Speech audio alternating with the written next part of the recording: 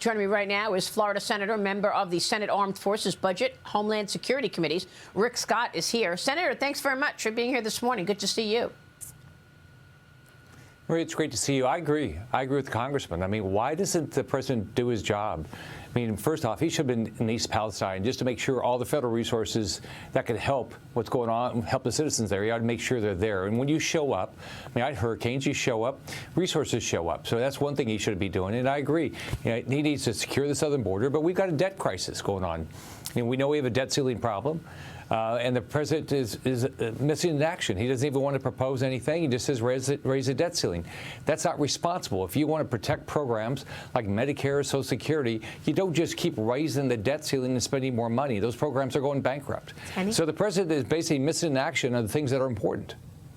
Yeah, I mean, look, you've got China being our largest buyer of our debt. So, you know, how does that square with all of this going on? I mean, Beijing apparently, reportedly wants to, you know, help Russia.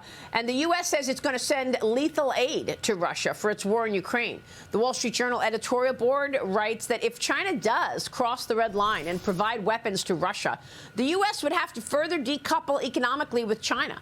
I don't think this president has any intention of that. Beijing's top diplomat is headed to Moscow this week, Senator. And yet, you know, China can unleash a deadly virus, killing Americans, 1 million Americans. China can produce fentanyl and send it to Mexico, killing 100,000 Americans by poisoning. China can cover up the origins of COVID-19 and not allow an investigation in Wuhan.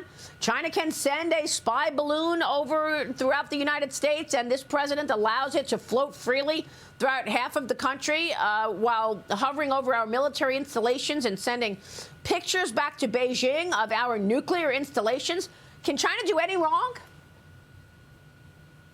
I don't get this president. I mean, what he appeases Xi, he appeases these dictators in Latin America. He won't hold anybody accountable, right? I mean, but first off, let's all understand something. The first person that ought to make sure we hold China accountable is every American consumer.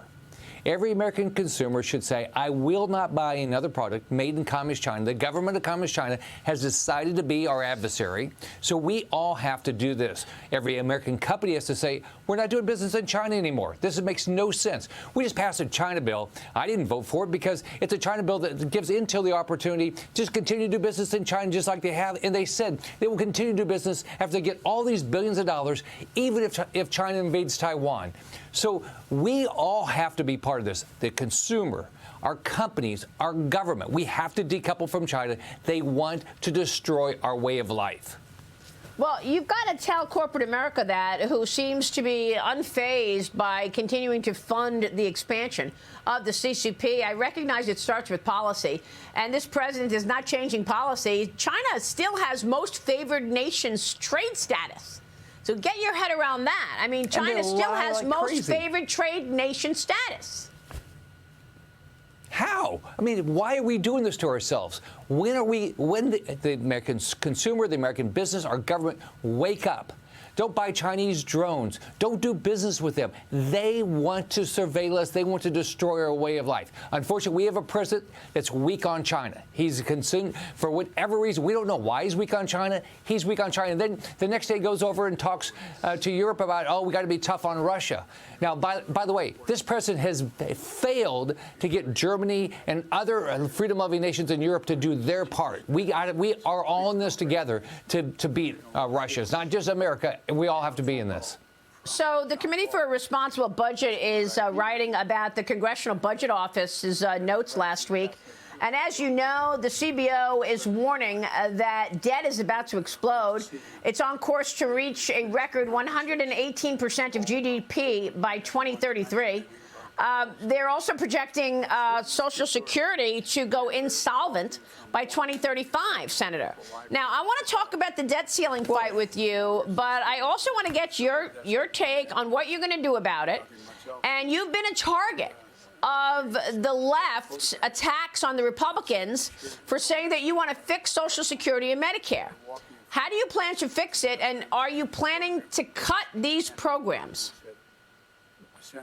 I have no interest in cutting the benefits of Social Security and Medicare, and we can fix this without doing that. We can live within our means. You do it. Companies do it. We all have to do it. Our federal government just doesn't want to have to do it. So here's what I've said. Congress ought to be very honest with the American public. How are we going to preserve Medicare? How are we going to preserve Social Security? But they don't want to. Anybody that wants to keep raising the debt ceiling, spending to oblivion, they're hurting the people they say they care about. So what we've got to do is balance our budget. Start right now. Go through every line of the budget. Let me give you an example. We pay for 77,000 federal buildings that are empty every year. Why are we doing that? Would you do that with your money? No. We have almost $500 billion of programs that were never authorized that they're spending money on. This executive branch is spending money on. Would you do that? You're just paying for credit cards so you didn't even buy this stuff? That's what's going on in this government. Live within our means. Do a budget. Yeah, well, we still haven't seen a budget, and the president is expected to come out with his budget next month. But you know what was missing, Kayleigh, to the president's State of the Union and all his attacks on Senator Rick Scott and attacks on the Republicans, a plan to save Social Security. I mean, let's be clear. Social Security is going to go insolvent by 2035. What's the plan to fix it? Senator Scott, but by the way, you know... Go ahead, Senator. But Murray, by the way, they just cut $280 billion out of Medicare. Every Democrat voted for it, and Biden signed it. $280 billion cut out of Medicare. And when he was in the Senate, he constantly proposed cutting Medicare and Social Security.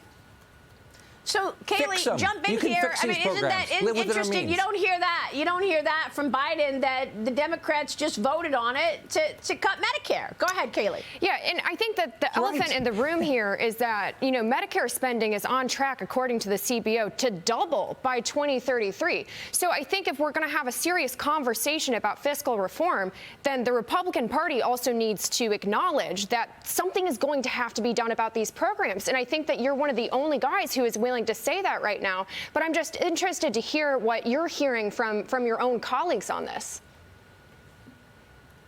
The problem you have is in D.C., nobody wants to solve a problem because for whatever reason, they don't want to solve the problem. Let's live in reality. We have a spending problem. We have a dramatic spending problem.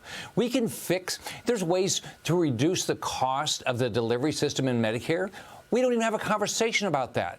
All right? I mean, there's no conversation about this stuff. I mean, we have got to start going through line by line. When I was governor of Florida, when I was in my business life, I went line by line through the budget. There's 4,000 lines of the budget in Florida. I went line by line and said, we are not going to fund this if it doesn't meet its purpose. Might be a nice to have, might sound good. We're not going to do it. Yeah. All right, Senator, it's great to get your thoughts on all of this. Thanks very much, Senator Rick Scott. Good to see you.